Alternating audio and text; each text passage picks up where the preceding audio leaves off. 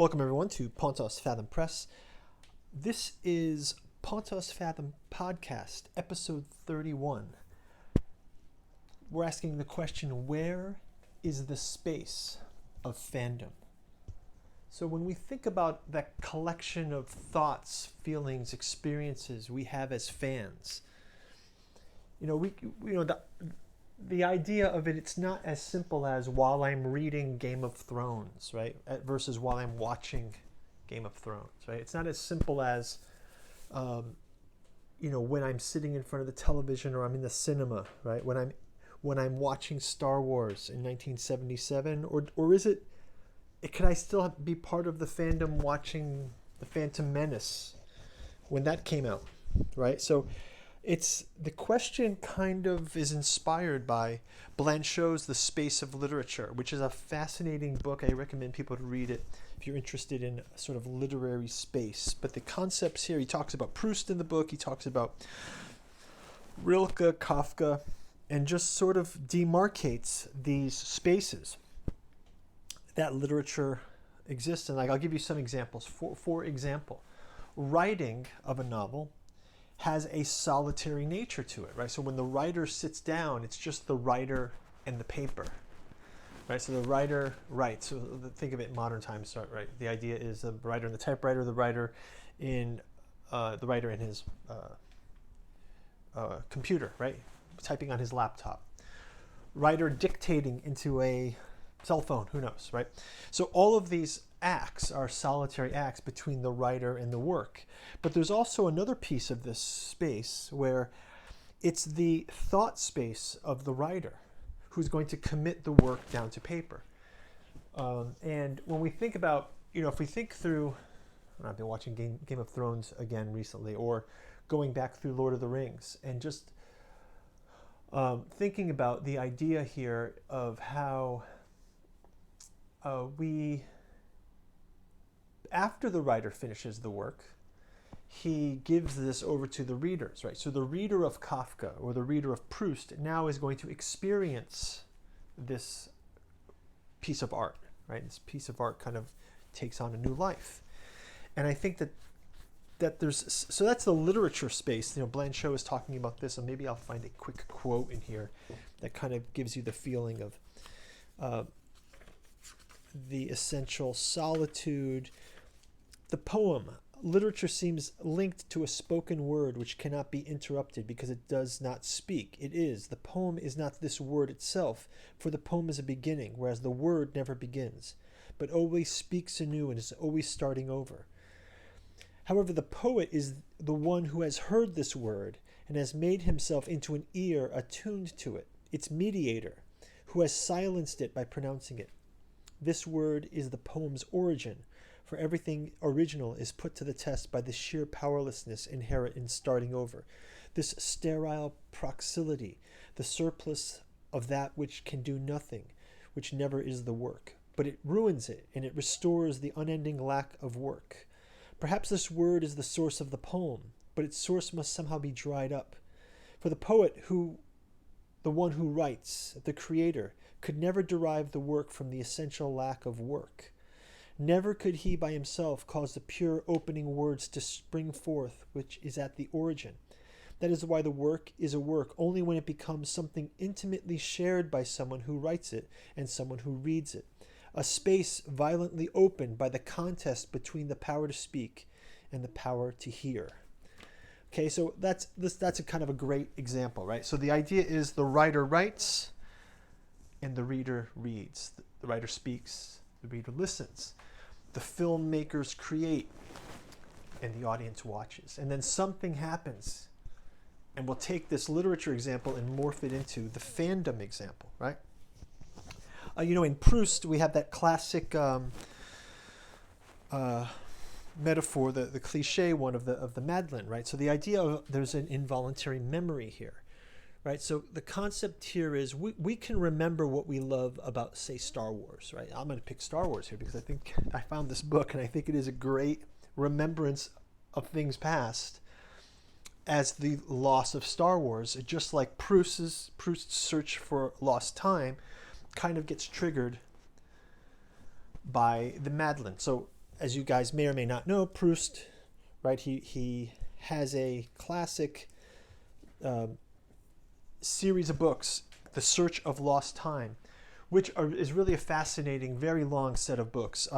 It's an impossible work to translate to film, I believe. It's something that you really have to read because it does this kind of magic of time travel. So the idea, while you're reading a book, let's say you're reading and there's a flashback scene, right? We all know the device, right? You're reading along and then a character within a world remembers a deeper history, right? And let's even take common lore. We have these flashback scenes in, think of the Silmarillion. Silmarillion's kind of the backstory of the Lord of the Rings, right? And then when lore is mentioned within a work, right?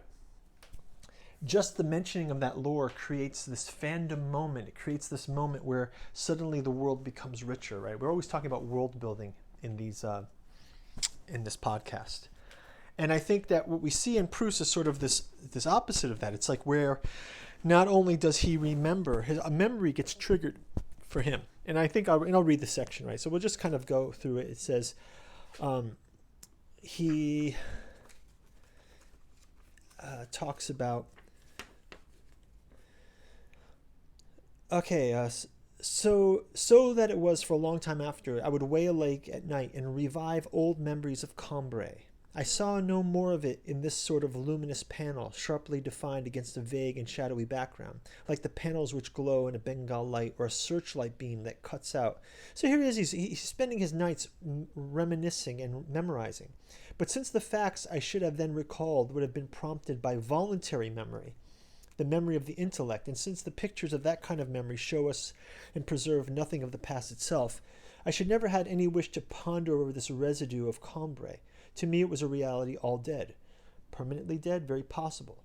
There's a large element of chance in these matters, and a second chance, that of our own death, that often prevents us from awaiting for a length of time that favors the first.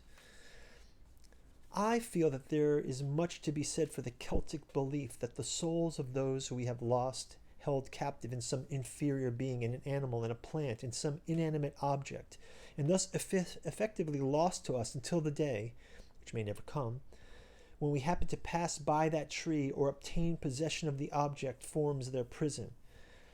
Then they start and tremble, and they call us by their name, and soon as we are recognized by them, the spell is broken. Delivered by us, they have overcome death and returned to share our life. And so it is with our own past. It's a labor in vain to attempt to recapture it. All the efforts of our intellect must prove futile. The intellect in some material object, in the sensation which the material object will give us, of which we have no inkling.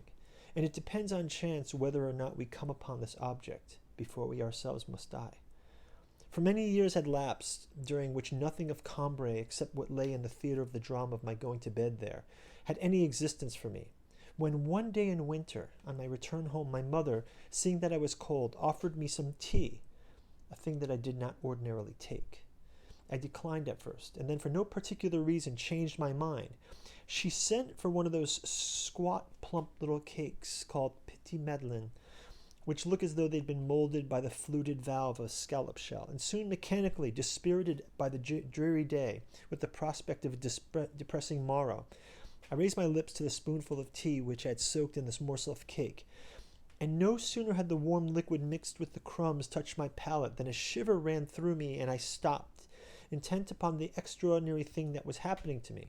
An exquisite pleasure had invaded my senses, something isolated, detached, with no suggestion of its origin, and at once the vicissitudes of life had become indifferent to me.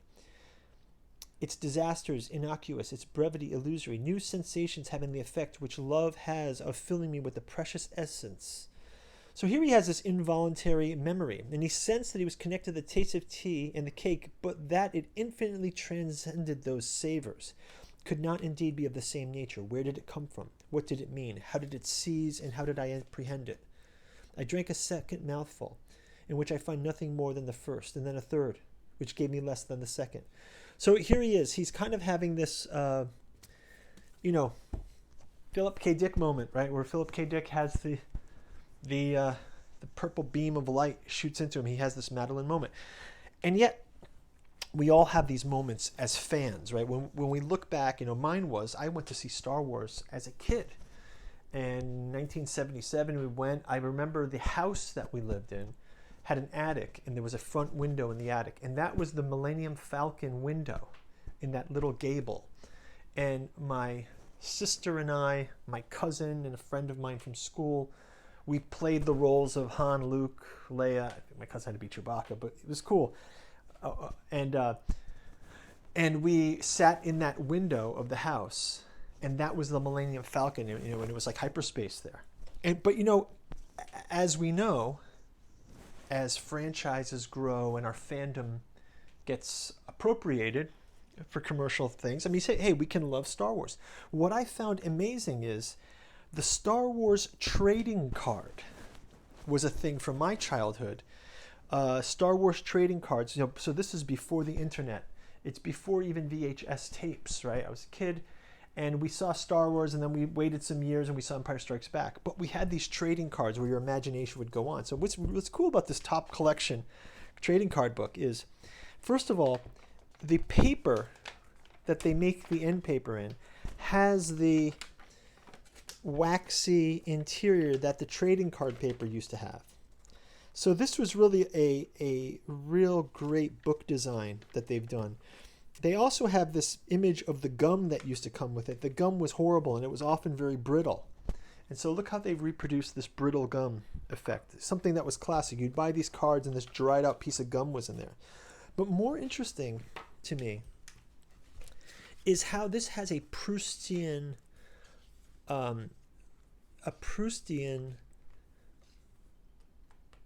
memory trigger, more so than the franchise does, right? And just like those subsequent, like for example, this is something I've not thought about for a long time. These were sticker cards of the various characters that you would get in these sets, right? And then what's interesting is some of the commentary is quite good. Was Han really a space pilot? Because it says space pirate Han Solo. Was he really a space pirate? I suppose that's semi-accurate, at least from Jabba the Hutt's jaded point of view. No matter how you classify Han, Space Cowboy was another popular designation back in '77. He provided Star Wars with that irresistible bad boy with a heart of gold archetype, right? So this is very interesting because, even Princess Leia. Princess Leia was something that was really cool back when it first came out. It wasn't a contrived Mary Sue character. It wasn't a forced gender swap. It was just a natural, strong female character. And it says her casting was unconventional at the time, but Carrie Fisher turned out to be an excellent choice for Princess Leia, although it's interesting to consider what runners-up Jodie Foster or Amy Irving might have done with the part. Fisher, best known as the daughter of Debbie Reynolds and Eddie Fisher, truly made the feisty, no-nonsense Leia her own. I mean, this was really great, right? We know he's the villainous Darth Vader. And look at these texts, the villainous Darth Vader. We know he's the villain because Star Wars introduces him with dramatic fanfare, so audiences can hiss on cue. The deliberately melodramatic music from composer John Williams reminds us of old movie serials, all part of George Lucas's creative homage. And you look through these cards. So we used to have these playing cards, and I used to have these two cards, and I thought this was cool because it was like a flip book. You'd sort of see the droids, one moment later. This is quite interesting, right?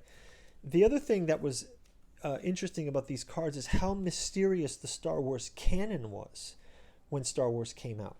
So a lot of the canon, we talk about the space of the literature, a lot of the canon was existing in our minds, right? And I see a great card here, description here, that talks about the roles of the stormtroopers. It says, Lord Vader's guards. Viewers don't really know what to make of the omnipresent stormtroopers when we first meet these implacable white-armored soldiers of the Empire. Fans certainly did not suspect that the clones from the awesome-sounding Clone Wars. Now, the only mention to Clone Wars is when Luke talks with Ben Kenobi, right? The awesome sounding Clone Wars that Luke had mentioned earlier in the film actually became stormtroopers. And of course, by this point, the clones are replaced with recruits. So this means by Force Awakens, now we have recruits, right? So it went from a mysterious agent of Lord Vader.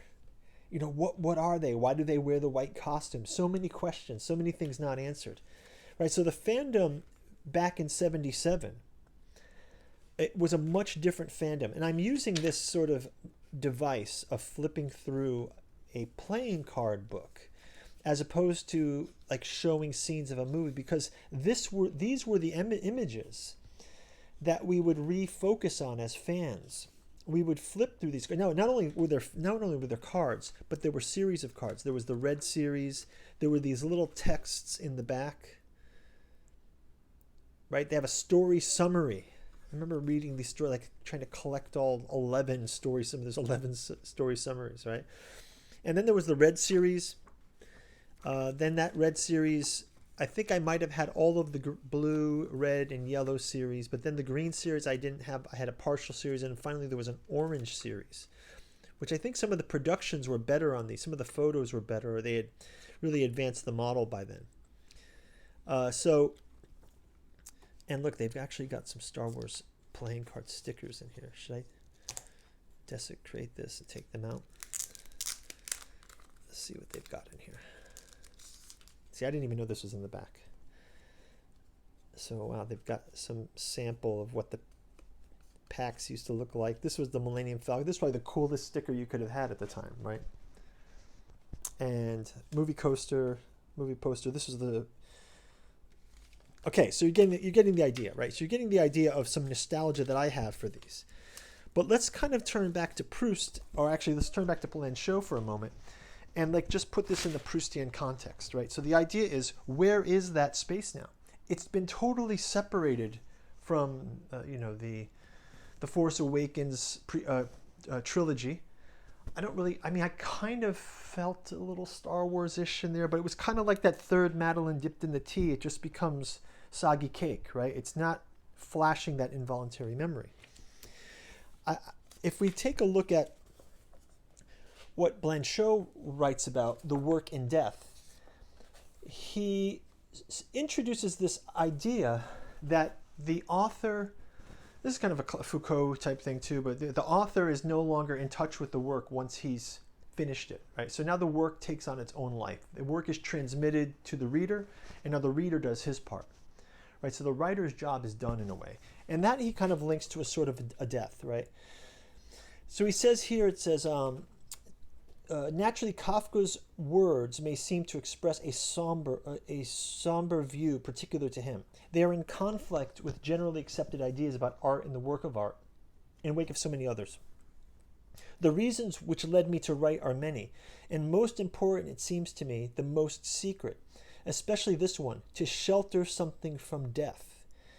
Okay, so here we go. Blanchot is going to go into the idea of to write in order not to die. To write in order not to die, to entrust oneself to the survival of the work. This motive is apparently what keeps the artist at his task. Genius confronts death.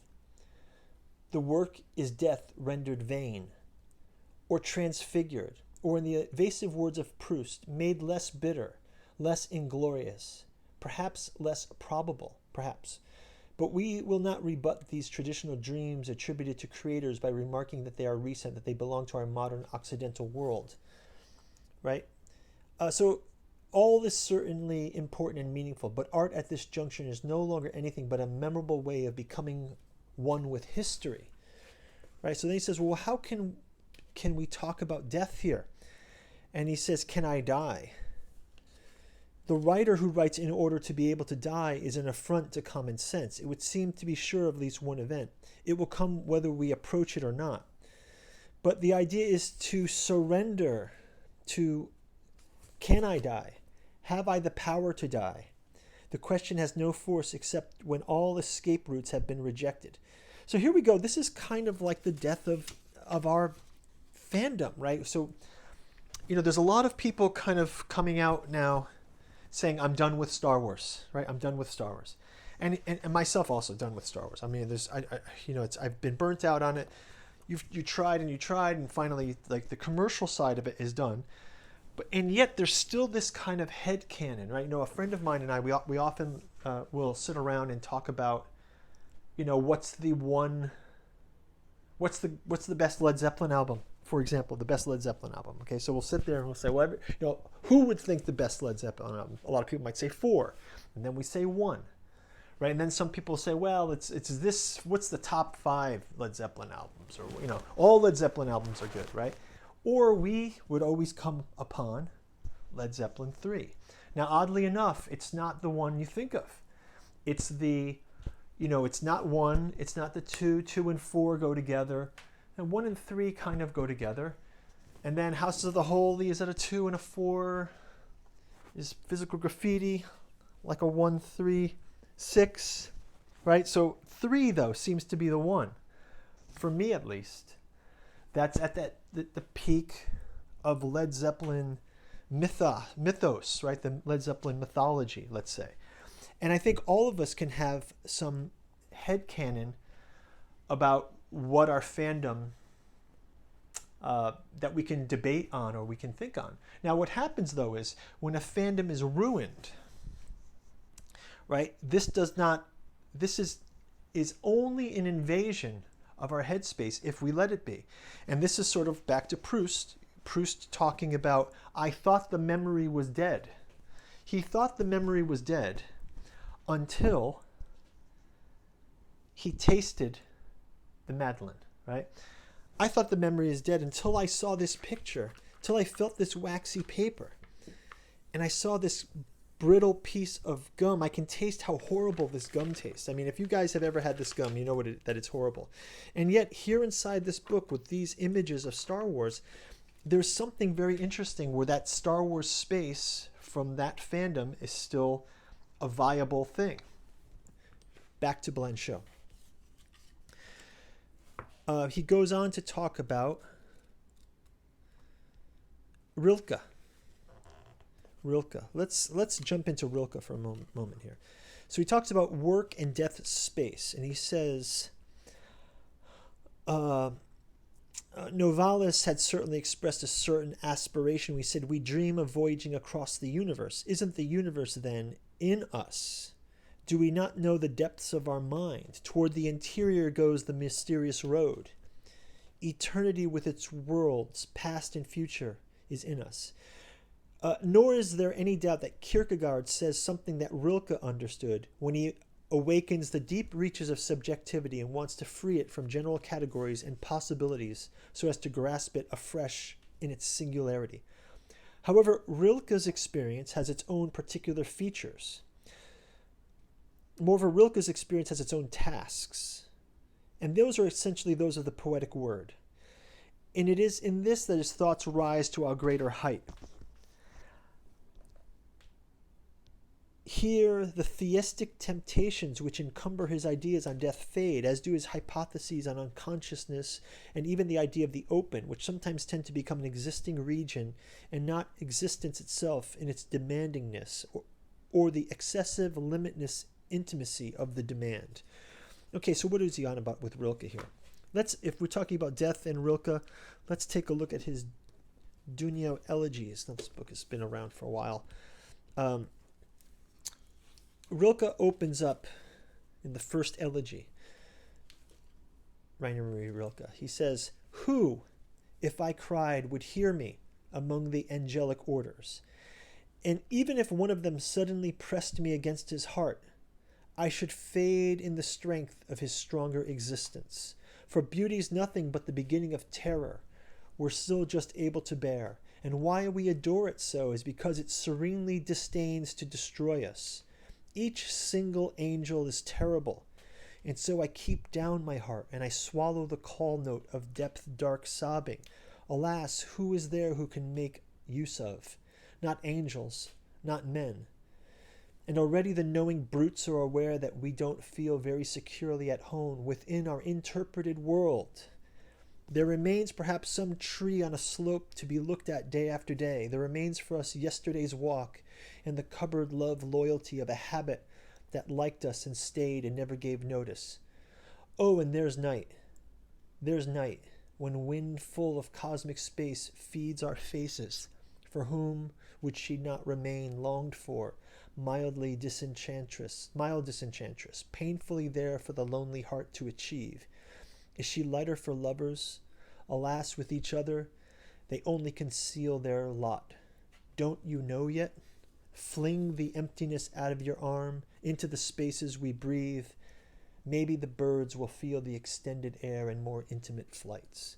Okay, so here we have Rilke asking of the angels, asking of the infinite, saying that this beauty is terrifying, talking about the night with the wind of cosmic space, right? And Blanchot goes on, talking about the elegies here. He says, one must suppose that consciousness is seeking unconsciousness as its solution, that the dreams of dissolving in an instinctive blindness would regain the great unknowing purity of the animal. This is not the case. Rilke experiences this interiorization as a transmutation of significations themselves. It is a matter, he says in his letter of becoming as fully conscious as possible of our existence. And he says in the same level, all the configurations of the here and now are to be used not in a time-bound way, but as far as we're able to be placed in those superior significances in which we have a share. So here it is, a share in the significance on the impact in our lives. Isn't this a weird definition of fandom, right? It's a place to share. Now, maybe you disagree with Led Zeppelin 3. Maybe you also feel that Star Wars is dead. Maybe you resonated with these trading cards that I did. But isn't this a thing to share? Right? And this is that space. Now, this is a contra to the death, right? So we can see that the memories are dead. Proust mentions the memories seem dead, right? He says, they were just dead to me. Cambrai was dead to me until he tasted it, right? Proust says, if we go back to Proust here, he talks about, he placed on his study table a photograph of Odette, a reproduction of Jethro's daughter. He would gaze in admiration at the large eyes, the delicate features in which the imperfection of the skin might be surmised, the marvelous locks of hair that fell across the tired cheek, the vague feeling of sympathy which attracts one to a work of art. Now he knew the origin in the flesh and blood of Jethro's daughter, became a desire which more than compensated thenceforward from the desire which Odette's physical charms had first failed to inspire in him. It was not Odette's lassitude, however, that he must take pains to circumvent. It was also not infrequently his own. Feeling that since Odette had every faculty for seeing him, she seemed no longer to have very much to say to him. He was afraid lest the manner, at once trivial, monotonous, and seemingly unalterable, which she now adopted when they were together, should ultimately destroy in him that romantic hope, which alone had aroused and sustained his love, that a day might come when she too would declare her passion. And so in an attempt to revitalize Odette's too fixed and unvaried attitude towards him, which he was afraid of growing weary, he would write to her. Suddenly a letter full of feigned disappointment and simulated anger he would send off to reach her before dinner. He knew that she would be alarmed and she would reply, and he hoped that... So here he's kind of drumming up drama for her, right? This is sort of like... This is what YouTubers do, right? This is like Proust writing letters, or Proust's character writing letters, and I think the fandom does this sort of thing too. They fear the death of their franchise. They want to vent their feeling. They want to drum up excitement for something.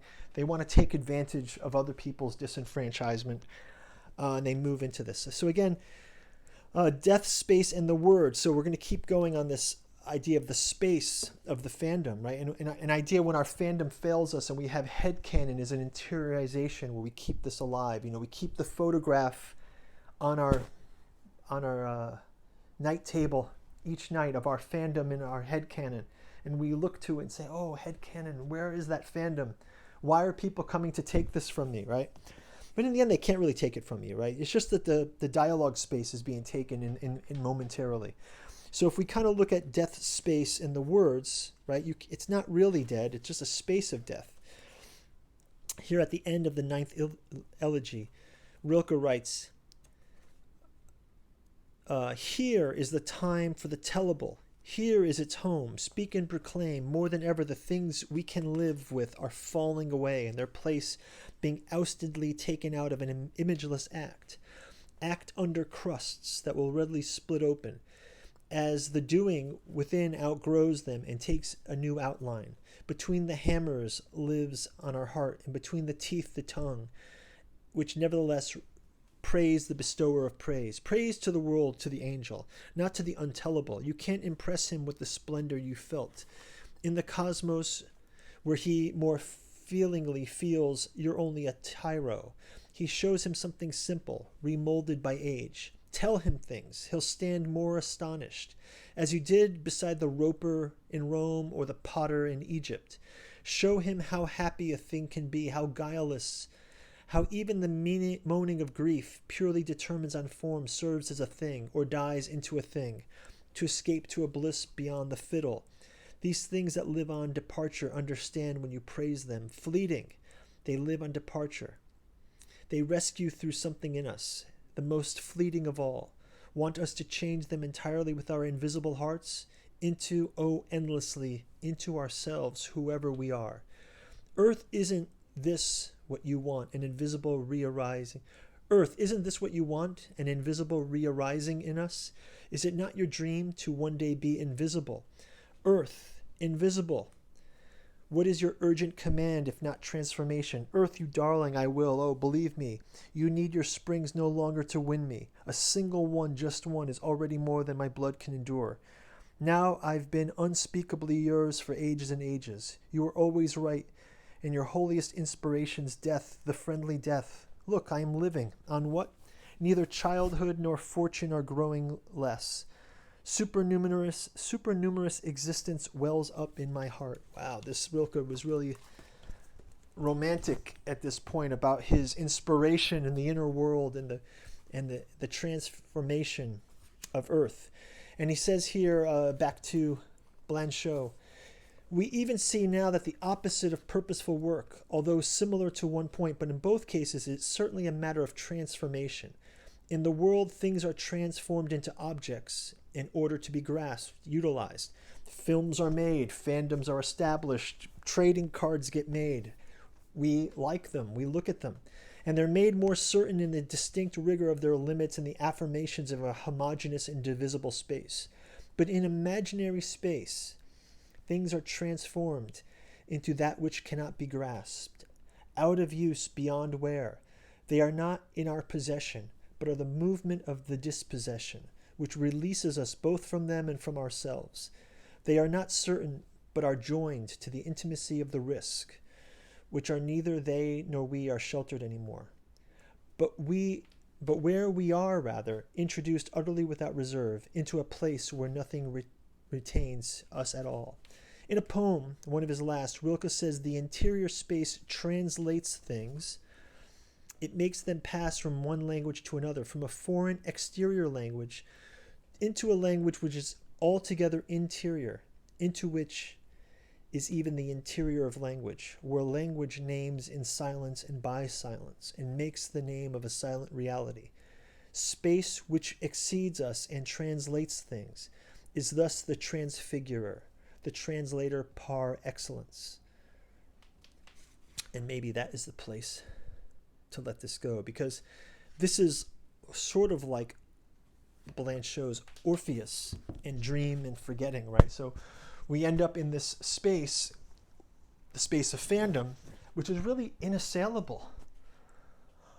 We can lose touch with it, but what were we really looking for to keep it? And I think that's just a matter of, unfortunately, headcanon wins, right? And I think shared headcanons between people who appreciate the same set, like, hey, if you like Led Zeppelin 3, leave a comment below and we can talk about that, right? If you don't, leave a comment below, we can talk about that. But if you're trying to cancel Led Zeppelin, that's a whole other thing, right? Because there's people that are going to go underground with that. There's people that are going to think of that headspace because it's something that brings people joy. It's something that brings people nostalgia. It's something that brings people inspiration to create more art, to get through another day of work, whatever the case may be. Just leave people alone, right? Anyway, so the Topps trading card book, I thought it was interesting. I thought it was Proustian. Gave me a chance to break out the Blanchot Space of Literature and Rilke's Duino Elegies. Hope you guys liked it. Hey, leave a comment below.